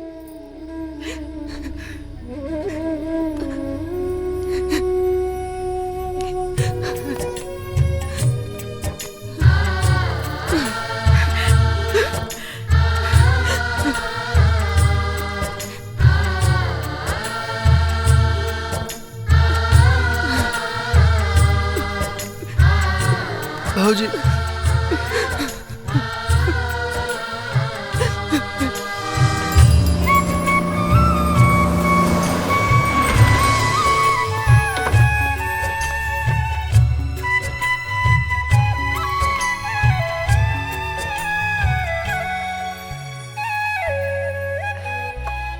आवा भौजी, तुहार आपन घर में स्वागत बा। भौजी, हम माफी के लायक नहीं थी, काहे कि जवन गलती हम कैले बानी ओकर कोनो माफी नहीं खे, और ना ही हमके माफी चाही। अगर दे सकेलू तो हमके ही खोइछा में आपन नफरत दे दा, काहे कि हम इहे लायक बानी। शायद यही खातिर आज इस दुनिया समाज में लोग ननद भौजाई के रिश्ता के काट के रिश्ता कहेला। और देखा ना,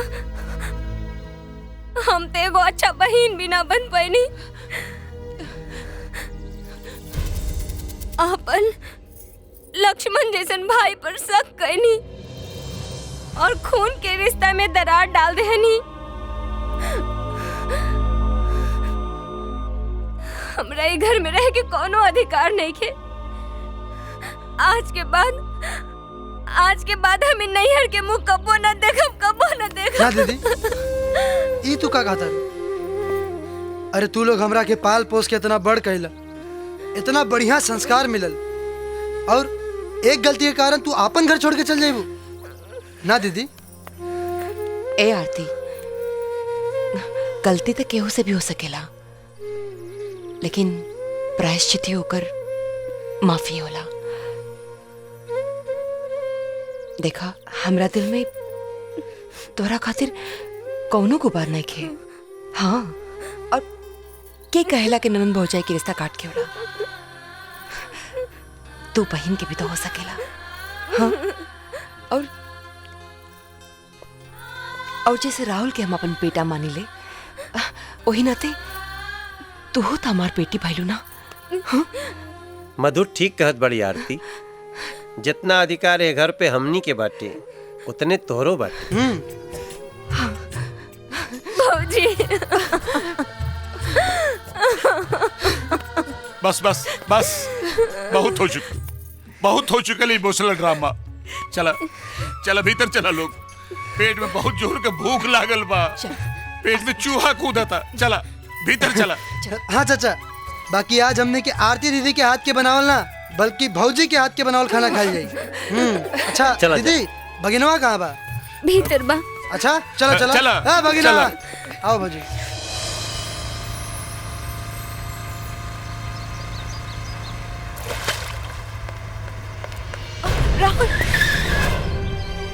राहुल, हमरा के सारा सच्चाई पता चल गई बा। मामी हमरा के सब कुछ बता देले बाड़ी। यही से हम अपन गलती की माफी मांगे आयल बानी।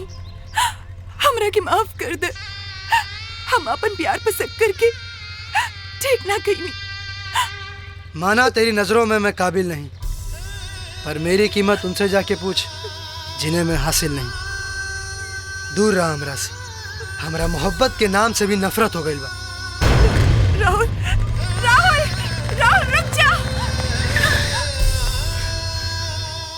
इंसान नफरत भी ओकरे से करेला जेकरा से अटूट मोहब्बत करेला, और हमार नफरत की बात के सबूत बा कि हम तोहरा से कितना प्यार करेनी। तोहरा से जुदा होके हम पहले ही अपना आप के जला चुकल बानी, और मत तड़पावा। अब अगर हम यही जैसे जाए तो तोहार प्यार पाके ना तो अपन जान गवा के।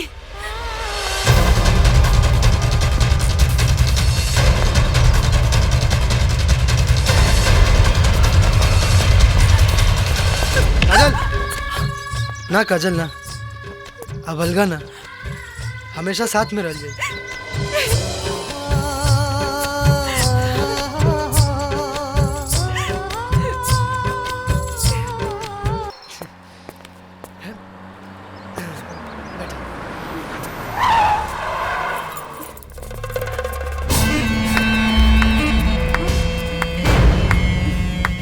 वाह रे बिटिया, अपन बाप के खर्चा बचावे के बढ़िया इंतजाम कैले बाड़ी। एकरा पहले मारब, ओकरा बाद एकर शरीर के एक टुकड़ा बेच के ब्याह के खर्चा निकालब। आंख 5 लाख में और किडनी 10 लाख में।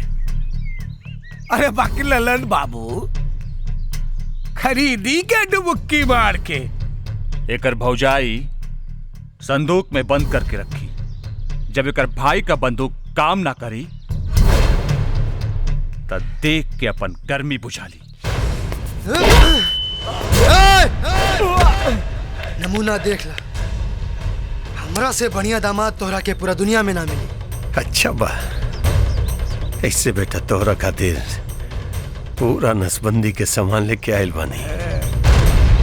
अरे हरामी, आज के बाद तू हमर तका ये दुनिया में केहू के दामाद बने लायक न रह।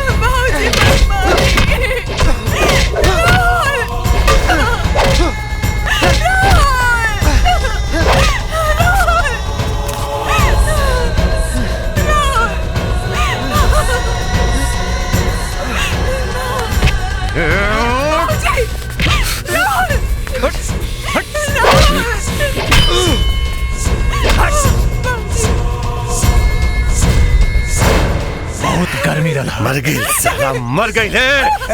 देखी है तारा सिंह जनरल है इसकी चढ़ साला मर गई साला। पर अफसोस की हमर बेटी प्यार कैलस भी तहेगो मौका से।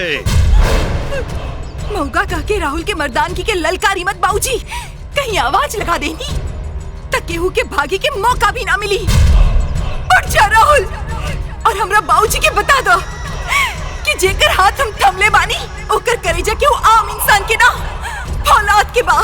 चल चल चल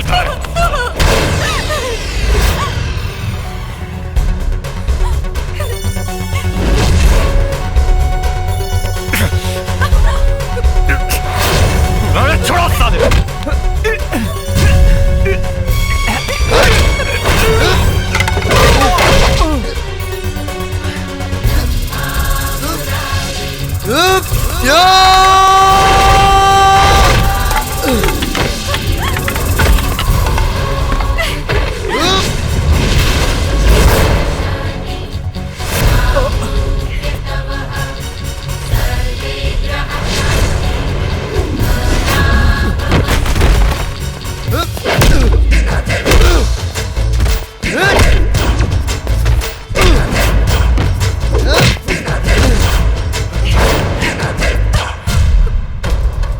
सीने में दबाए रखा था हमने भड़कते शोले को, छू सके किसी में कहाँ है दम, बस एक इशारा काफी था। चाही तक काजल के अभी साथे लेके जा सकता नहीं, लेकिन भौजी के ललकार और दामाद के संस्कार दोनों के मान रखता नहीं। काजल की अमानत समझ के छोड़ के जाता नहीं।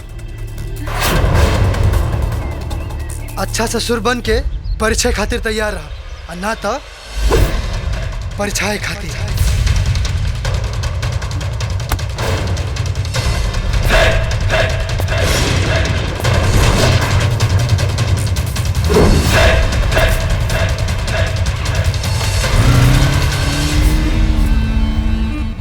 बात परिचय और परिछाई के आइए गइल बा तो हमरा बेटी के मांग में सिंदूर के बजाय ओकरा से के खून बराई।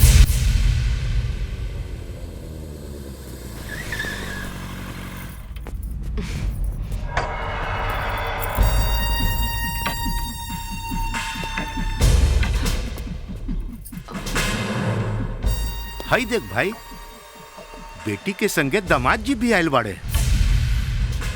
बेटी और दामाद ना, हमरे दुआरे दुश्मन आइल बा, दुश्मन। ठीक कह रहल बानी फूफा जी, हमार तेवर के खून बहा के दुश्मनी के बिगुल तो बजाइए चुकल बानी। अभी तक खाली खूने बहोले बानी, अगर दोबारा भेटाई जाई ना तो सीधा यमराज के हवाले कर दे। यमराज के हवाले ना, पैर पूजे के तैयारी करी। काहे के अपने के बेटी के आपन देवरानी बनावे के फैसला क के आयल बानी। यही से तई सगुन हमने लेके आयल बानी। चिल्लो मत, प्यार से स्वीकार कर लो, नहीं तो पगड़ी से पहले ना चमड़ी उतर जाए। चुपचाप चल जाओ, कतई तहर बीबी के विधवा के जोड़ा पहना दे। अभी हमार सादगी वाला रूप देख ले बड़ो, दूसर का रूप नहीं। कहीं हम अपने पे आ गए नी ना तो ऐसन जगह जख्म लागी कि न बता पैबा न सहला पैबा। सगुन हंस के स्वीकार कर, चाहे रोके, विदाई कोनो भी कीमत पर हुई।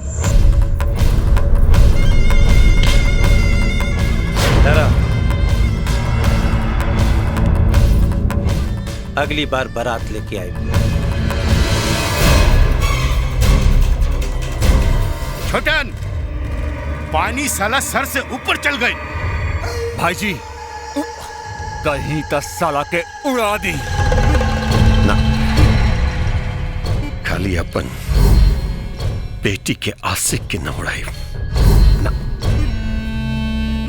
साथ में होकर भाई फौजाई पूरा सबके एक साथ उड़ाई, ताकि अगला जन्म में इस सब आदमी के रूप में ना हवाई जहाज के पहिया बन के पैदा हुई मदर जात।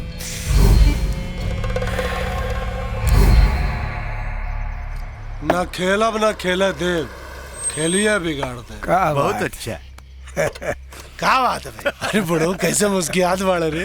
अरे बाबा आ गए ना छोटन बाबू। जब बड़का के खोजाले ना तब छोटका के याद आवेले। खोजा ले ना बाबू, खोजा ले ना, दुखा ले। यो सही बात बा। अगर औलाद के बात ना रहित ना तो जिंदा जमीन में गड़वा देले रहती ओकरा। देखा वो लोग धमकी देके गए बाड़े, हमने अंजाम देखा दे। सही बात। मतलब? अरे मतलब ही कि शादी से पहले पति का श्राद्ध हुई। बाकी होई कैसे?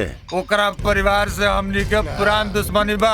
भैया जी के पंचायत में। Don't talk personal. बात तो सही लागता, साला इतिहास में पहला बेर होई कौन फुप्पा के हाथों ओकर भतीजी के हत्या हुई।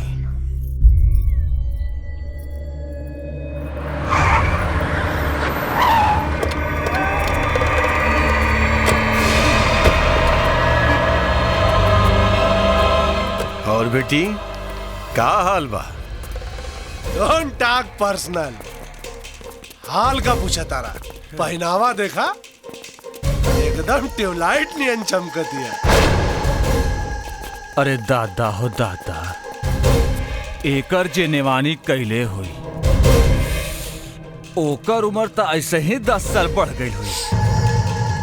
ए बदतमीज, ये हमनी के भतीजी लागी। अरे तो जाई ना, खड़ा हो जाए ओकरे साथे। जब लाज जूता पड़ी लू तब फूफा के बर्फ के पता चली डुबकी मार के। एकर मतलब लात जूता ही खाए के तैयारी में आयल बड़ा सा। लेकिन एगो बात याद रखिया,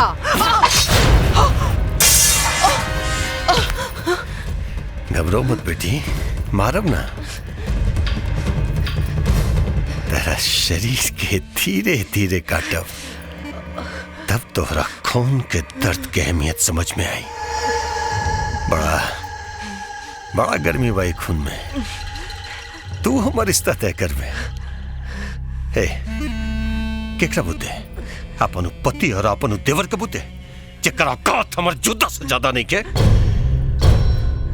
अब अगर आगे बढ़ लेना तो तुम्हारी पूरा खानदान के गर्दन काट के ओकरा खोइछा में भर के अपन बेटी के विदा करब।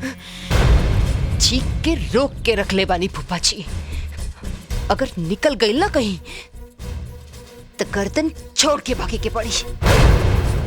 और हमरा के तू जान से मारता काहे कि अगर हमार देवर और हमार पति आ गए ना तो तोरा के जिंदा जला दी। अरे महाराज, एकरा के मारा से का फायदा हुई? अगर मारा के तो एकरा पति के मारा। जब विधवा का जिंदगी गुजारी ना तब पता चली कि जवानी में कई गलती के का अंजाम होला। कसम भगवान के, खून के साथ ही अंगूरी बदन चाटे में साला मजे कुछ हो रहा है। हमरे सामने सब करबे। अरे महाराज हकिया बंद कहला ना, काहे कि अब तक चीर हरण हुई भाई। हाँ चल जे नियति के मर्जी, आंख बंद कर अब छोड़ हमके।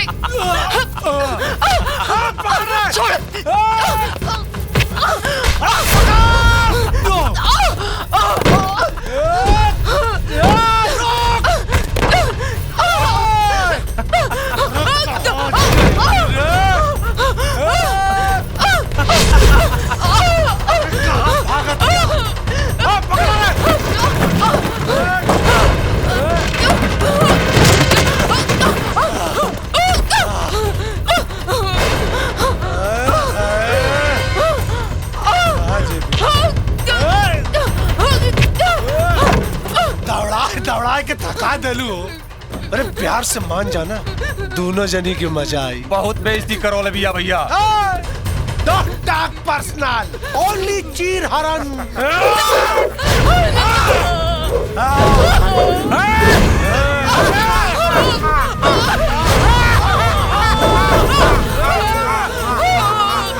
बचाओ! बचाओ!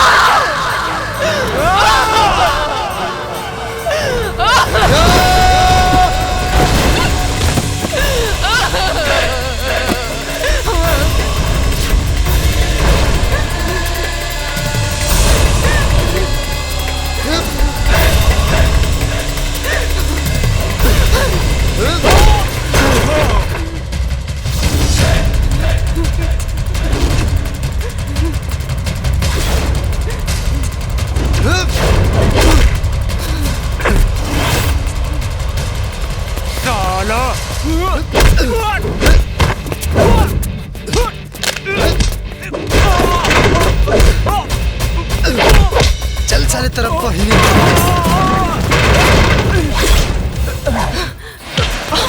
अजी जब आ गए बा देवर तब देख भौजाई के भी तेवर। तोहरी अम्मा की तब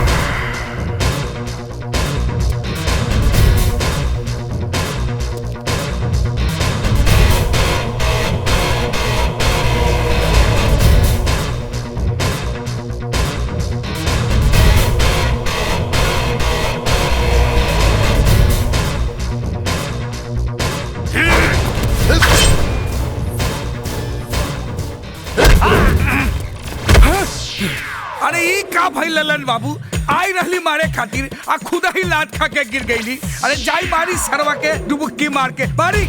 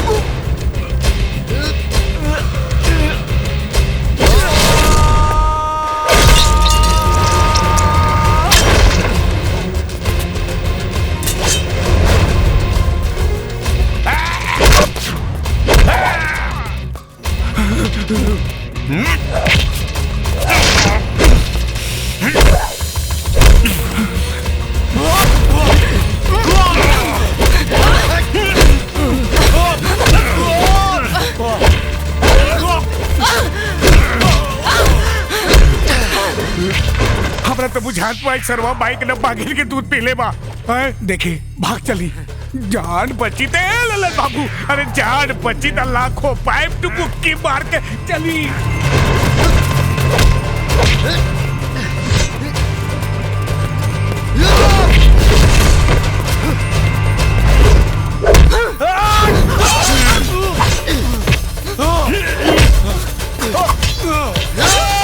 नाही बबुआ नाही, हमरा सुहाग के छोड़ दा बबुआ। हमरा के विधवा मत बनावा और हमरा ही बच्चा के बयानत मत करब। हम आपन सुहाग के भीख मांगता ने, भीख मांगता ने। एहसान मना अपना पत्नी के जकरा वैसे तोर जान बख्श देनी। जो बाकी अब अगर गलती करे के सोचले भी तो हमरा से तो के भगवान भी ना बचा पाई है। माफ कर दी हमरा के। आज के बाद न खेलब न केहू का खेल बिगाड़ब। चल फूला। तोर का होई रे फुफवा हैं? तू हमरे पत्नी के कटबे, हम तो के काटब। हट जो काजल तू बीच से। जीजाजी छोड़ दी इनका के। कटल गर्दन से शर्मसार होला, झुकल गर्दन। मामा चाचा फूफा तीनों पिता के समान होला। और आज एक बाप की मर्यादा की लांग के एको बेटी के सबके सामने नंगा करे के कोशिश करैले। ता आज हम अपन इनका से अपन बाप के अधिकार छीनतानी और साथ ही साथ इनका से हम अपन कन्यादान के हक छीनतानी। सही कहा तड़ू काजल, ऐसन इंसान के साथ है ये होके के चाहिए।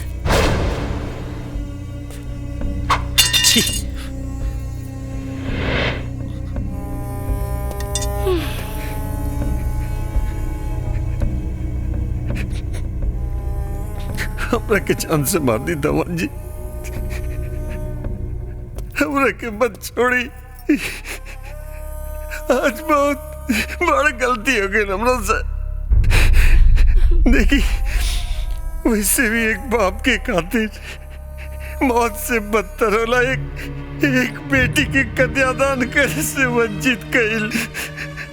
हम जिए के नहीं की चाहत जीवन चाहिए हमरा के। मार दिया हमरा। काजल माफ कर दे इनकी। कहे कि प्रायश्चित के आंसू इंसान के पाप धो देला। हाँ राहुल, माफ कर दो फूफा जी के। अब हाथ मत जोड़ो, फूफा हुआ। चला। अंत भला तो सब भला। ए बाबू माफ कर देन करा के, माफ कर दे। जब भैया और भौजी माफ कर देले तो हमनियों के माफ कर देता नहीं जा। राहुल वो सब तो ठीक बा।